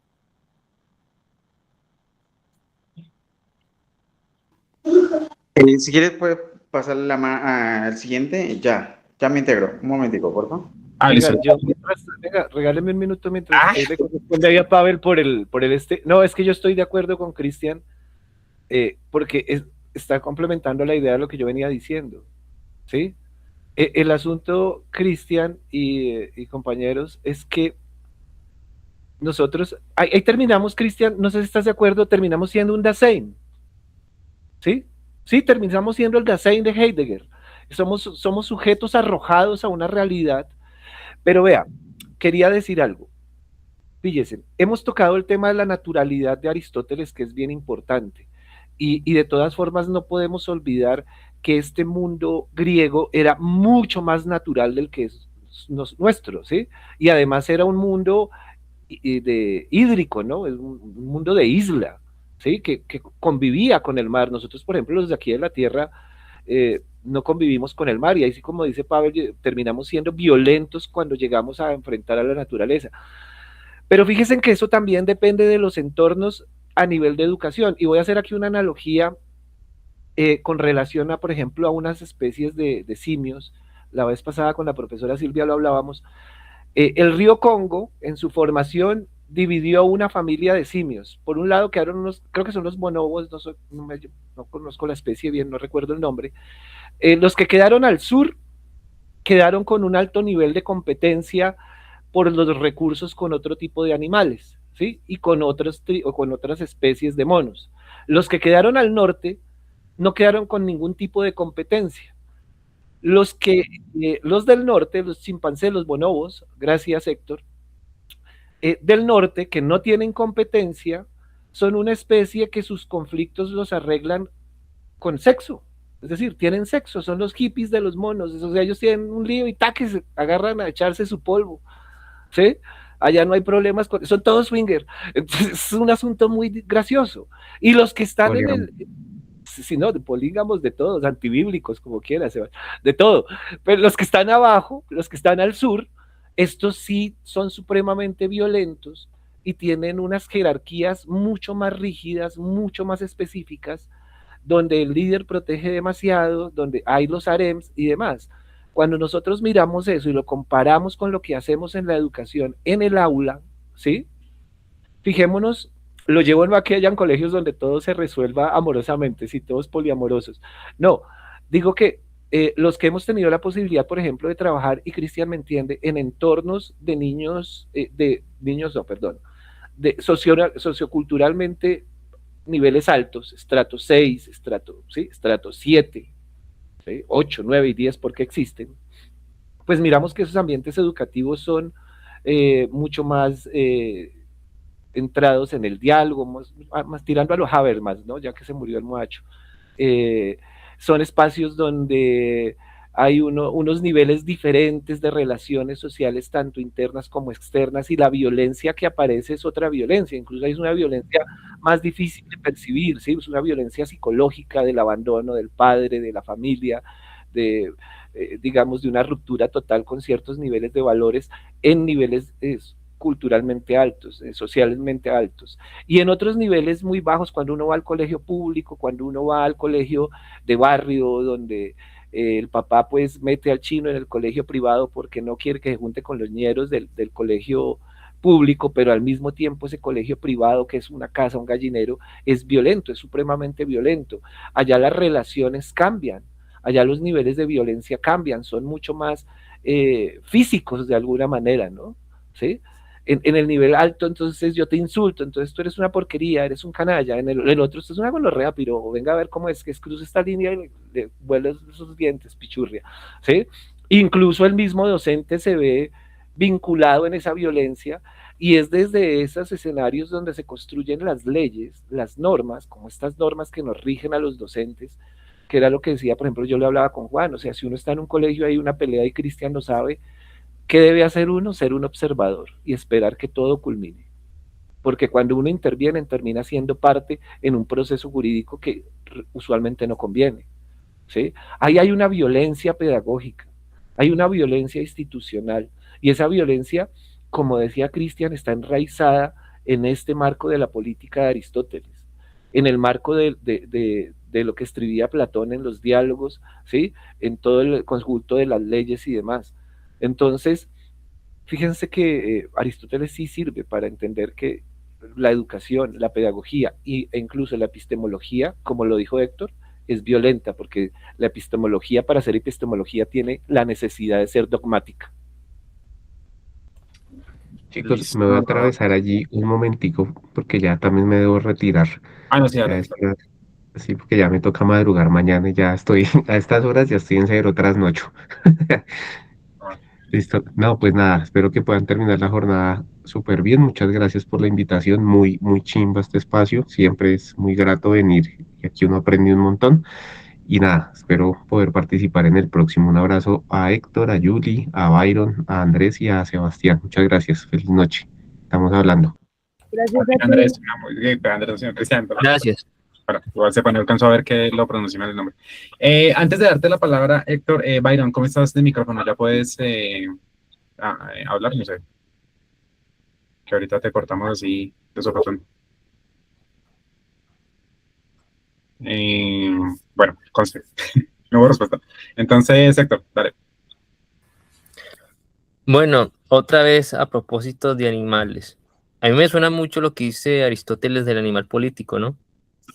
Mira que hay un autor, Franz de Waal, primatólogo, que escribió un libro llamado Política de chimpancés. Ese no me lo he leído, pero sí estoy leyendo la de la empatía, donde también hay muchos datos sobre los chimpancés y los bonobos, que decía aquí el compañero Andrés. Los bonobos es un caso muy especial porque, y también el chimpancé, son animales que aproximadamente se separaron de nosotros hace 7 millones de años. Es decir, el último antepasado común se fue a parear y se fue por otro lado. Entonces, estos animales, a lo largo pues también de su evolución, demuestran ciertos criterios, digámoslo así, de política, de dominación vertical, pero más que todos los chimpancés. Porque los bonobos es especial porque es que ellos no tienen patriarcado, es matriarcado. Las hembras son las dominantes. Pero las hembras no dominan de la manera como dominan los chimpancés, con agresividad, con poder, con dominio. Ellas son más, como decía aquí Andrés, son más de acercarse, sensualidad, inclusive del mismo sexo. O sea, son animales hedonistas, en ese sentido. El chimpancé sí es más violento, más visceral, pero también mucho más estratega, más elaborador de herramientas, más táctico. Ustedes pueden investigar un artículo, ronda mucho por internet, y está verificado porque lo estudió la famosa Goldgar, de la guerra del Gombe, que los chimpancés hacen su estrategia o táctica para hacerle la guerra a otras comunidades de chimpancés. Y todo por conseguir recursos, expandir territorio. Y se forman matanzas. Es básicamente un genocidio entre chimpancés. Por eso es que es muy cierto que ese animal es más cercano a nosotros en muchas cosas. Bueno, y a donde yo me pregunto que a la luz pues de la naturaleza, y aunque suene muy determinista, nunca vamos a dejar de ser animales. Y yo también un dilema, porque es que el determinismo, como dice aquí Aristóteles, que hay por naturaleza, hay unos que van a mandar y otros que tenemos que obedecer porque, no sé, perdemos la guerra o nacemos en el lugar equivocado, o bueno, cosas pues del destino, ¿no? De determinismo puro, pues. Pero es dilema, es chocante porque en lo personal a mí me choca, vamos a la realidad hoy, que noto que el sistema educativo, bueno, todo el sistema social configura para que muchos no queramos, no tengamos un proyecto de vida independiente, autónomo, sino según a las necesidades del poder dominante, o sea, el empresario o los que pueden vivir en otro país, de la tiranía, o bueno, lo que sea, pero hay como una dirección, hay como una determinación ahí también hecha por el mismo poder, el mismo control social. Es decir, yo como recién graduado de filosofía, yo paso problemas, no estoy ejerciendo mi labor, me toca trabajar en la calle, rebuscándome. Lo que está disponible para mí era cursos en el SENA o cosas así, o otras cosas que no es lo mío y no lo quiero como proyecto de vida, pero como que el sistema dice, no, tú tienes que adecuarte, adaptarte a esto, tú tienes que ser esto, tú no tienes que ser lo que quieras. Y da igual que sea, pues, digamos, el mismo país o una potencia extranjera que de pronto hipotéticamente nos conquiste, sea Rusia, China, Estados Unidos, lo que sea, pero siempre va a haber ese dominio, ese poder que controla. Y como vemos a los chimpancés, eso está en la naturaleza. Pero mira el dilema. ¿Será que el ser humano está para estar en un conflicto, una podría, un dilema contra eso? ¿Y será que la conquista definitiva de la libertad es que, como le digo, es que no me gusta hablar de trascender, pero sí es romper, digamos, ese sistema de control, es intentar y lo más posible lograr hacer otra cosa? Ahí donde vamos con esa ambivalencia pesimista y optimista, o sea, de si el peor de los mundos posibles es hecho por el ser humano, también está en nuestra posibilidad de ser el mejor mundo posible.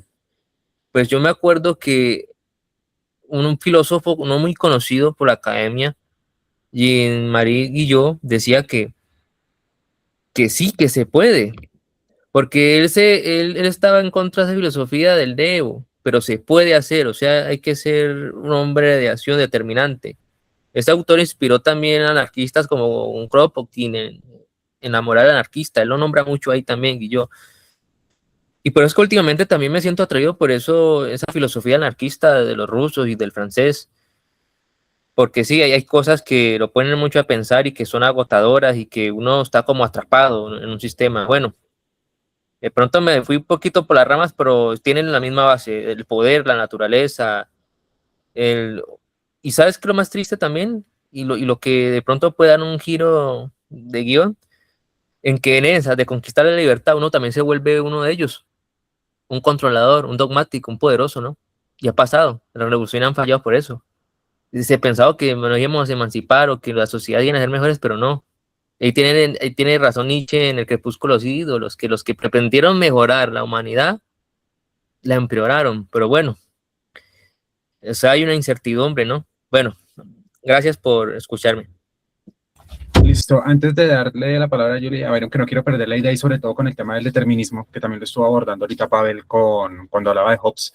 Yo también la verdad estoy muy en contra del determinismo porque me parece que sí, el determinismo está muy al servicio del poder.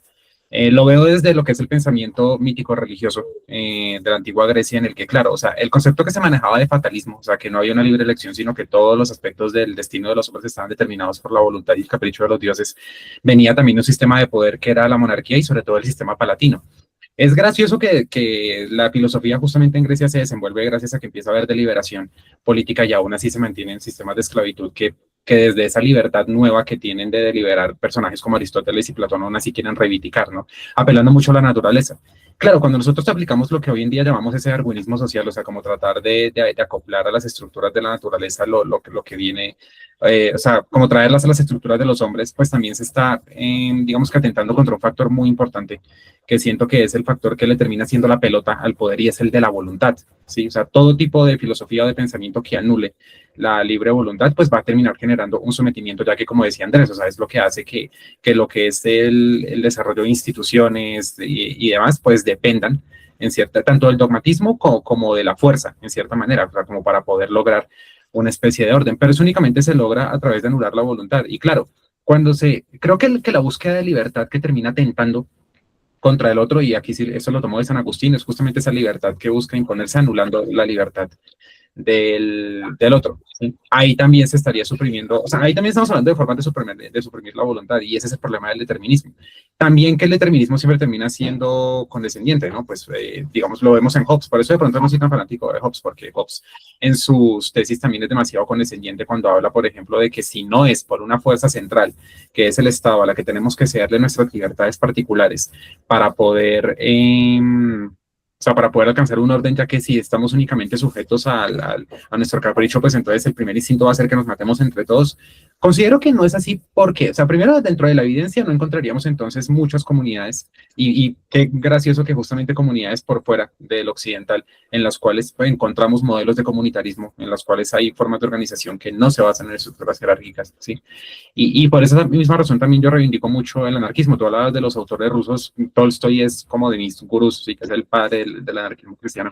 Y sí, o sea, es que sí, sí se pueden reivindicar formas de organización, pero no se pueden hacer sin reconocer el papel de la voluntad, o sea, y no es una voluntad que no va a tirar, digamos, a la destrucción, sino está sujeta a una fuerza, ¿no? O sea, como el policía que decía Julie. Entonces, pues sí, sí estoy de acuerdo en que el determinismo para mí está, las lecturas deterministas están casadas con el poder y por eso siempre hay que añadir el factor de la libertad, de la elección y de la voluntad humana.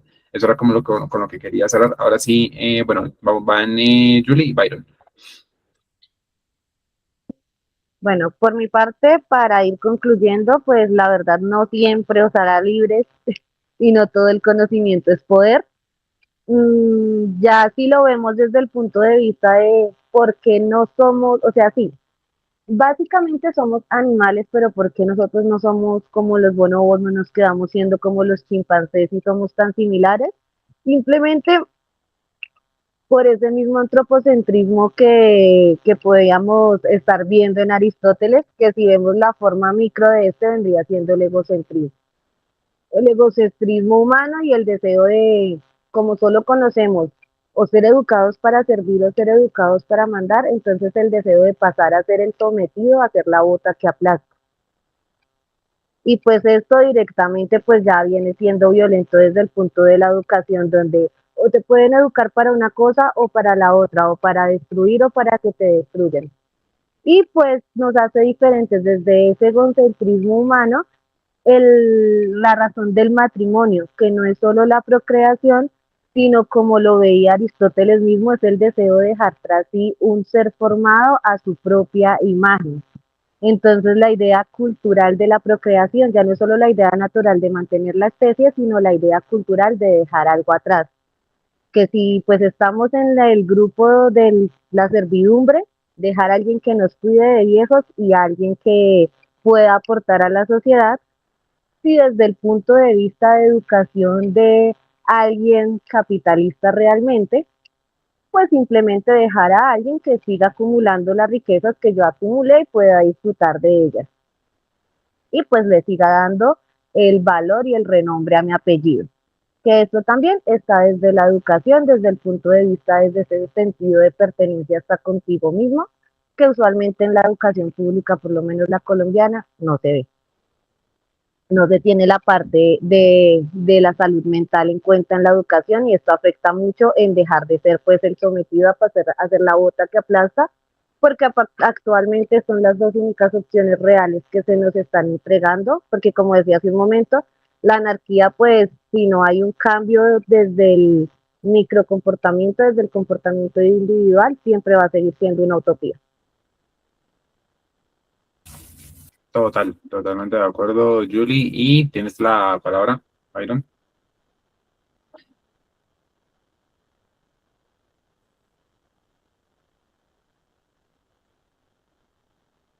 Byron. Aló, ¿me escuchas? Listo, fuerte y claro, arranca. Me asalta la duda sobre la naturalización que propone Aristóteles en torno a cómo la polis se concibe como algo que viene dentro intrínsecamente en lo, casi que a lo humano, ¿no? Esa relación de la génesis que él propone sobre la polis, ¿no? O la política casi en sí. La pregunta es justamente en ese orden, ¿hasta dónde realmente es natural o artificial lo que tenemos? Conforme más se va volviendo más compleja de la aldea a la ciudad, a la nación, etcétera, más artificial se va volviendo esa colectividad. Y cuanto más artificial se va volviendo esa colectividad o ese espacio, más necesidad de la norma.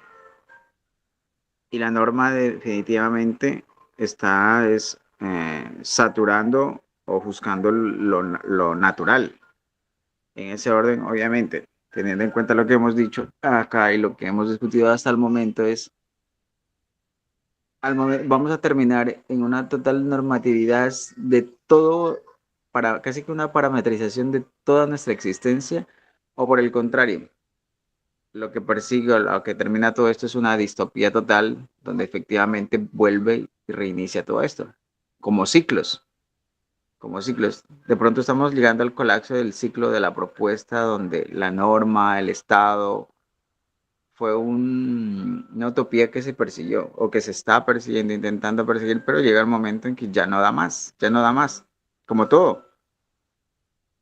Y ahí estoy en ese dilema, porque ya no alcanzamos. Hablamos de derecho internacional humanitario, hablamos de la Corte Penal Internacional, hablamos del mercado, de las normas del libre mercado, pero nada de eso nos está ayudando a convivir a ese bienestar que hablábamos. Todo eso se está colapsando sobre su propio peso. Entonces, volvemos a esos discursos que intentamos reivindicar lo que hemos hecho, lo que hemos construido, pero realmente no, estamos yendo un camino sin salida, a un camino donde no funciona.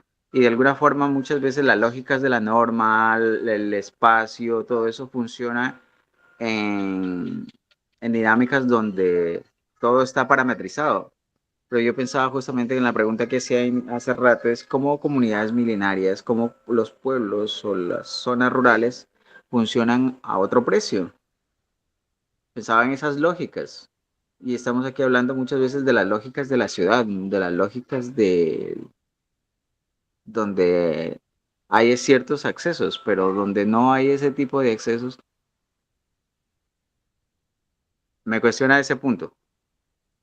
Y estoy creo que en un punto donde, pues puta, digo, no, ni mierda, ya esto está que colapsa, hasta el punto de que no vamos ni para adelante ni para atrás. O sea, intentamos argumentar, ponerle autores, ponerle fechas, ponerle norma, pero no, siento que no avanzamos, estamos en un lodazal. Bueno, ahí lo dejo, bro. Venga, Juan, yo creo que ya para cerrar, y su merced concluye, Vale.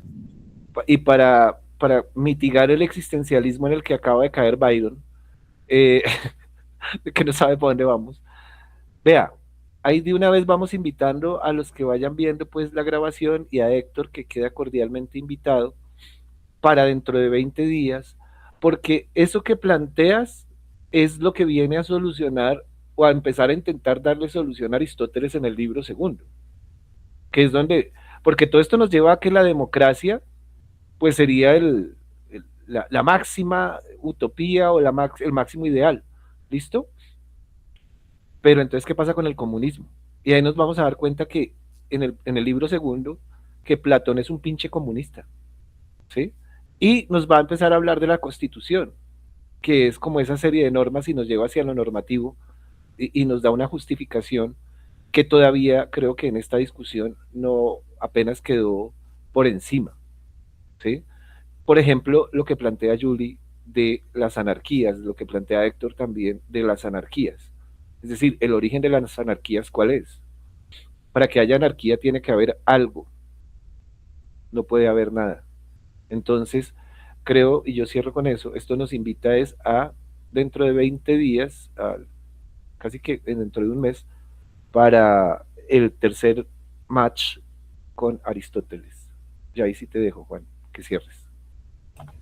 Listo, perfecto. Pues en mi caso, y yo creo que ya para cerrar, porque sí, efectivamente, hemos tenido una tertulia bastante larga y tendida. Esto lo dejo más como punto, obviamente, para debatir y para discutir en el siguiente encuentro, porque sé que pues no es un punto en el que estemos de acuerdo al 100%. Sin embargo, yo pensaba en lo que decía Byron y también o sea, lo anclo mucho a lo que he estado leyendo en Pensamiento Filosófico Latinoamericano con Dussel, y es que, claro, o sea, por más que exista una normatividad, efectivamente, esta normatividad, digamos, cuando se lleva a la realidad, tal y como lo decía también Aristóteles en el libro, bueno, pues primero se requiere de una serie de condiciones, eso es cierto, para que se pueda ejercer correctamente, o sea, tanto la felicidad como la buena comunidad, como la realización. Claro, o sea, si la normatividad está completamente desprendida y desconectada de lo que son los contextos particulares que generan, digamos, ese tipo de desigualdades, y aquí es donde traigo a Dussel, pues se sigue generando un tipo también de violencia, ¿no? Porque por más que dos personas se encuentren, digamos, normativamente en igualdad de condiciones, pues si las condiciones materiales son completamente distintas, pues de todas maneras hay una tiranía, eso es cierto. Entonces, sí es una cuestión de buscar, y eso de pronto, pues me gusta que se vaya a abordar en el segundo libro, porque es una cuestión de abordar, pues primero el cómo se ancla esa normatividad con la materialidad, y también pensaba en que, y ahí está la parte de pronto en la cual igual sí sigo siendo más kierkegaardiano y reivindico críticas que le ha hecho Kierkegaard a Hegel, a pesar de que admito y reconozco que no he abordado muy a fondo a Hegel.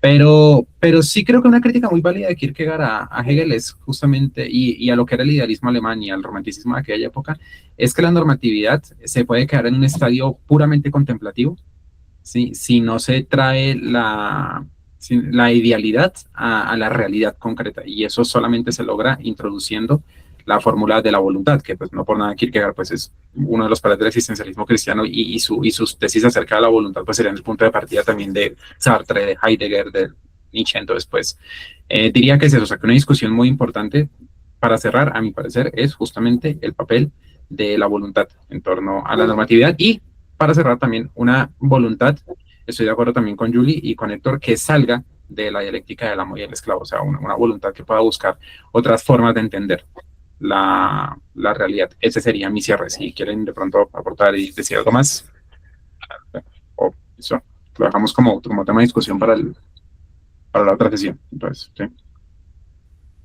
Perfecto, buenas noches, muchas gracias.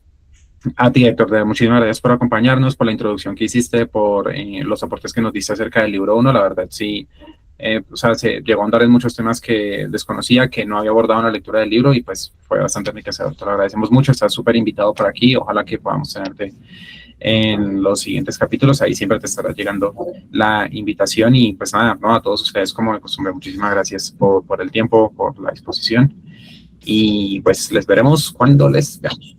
Muchas gracias.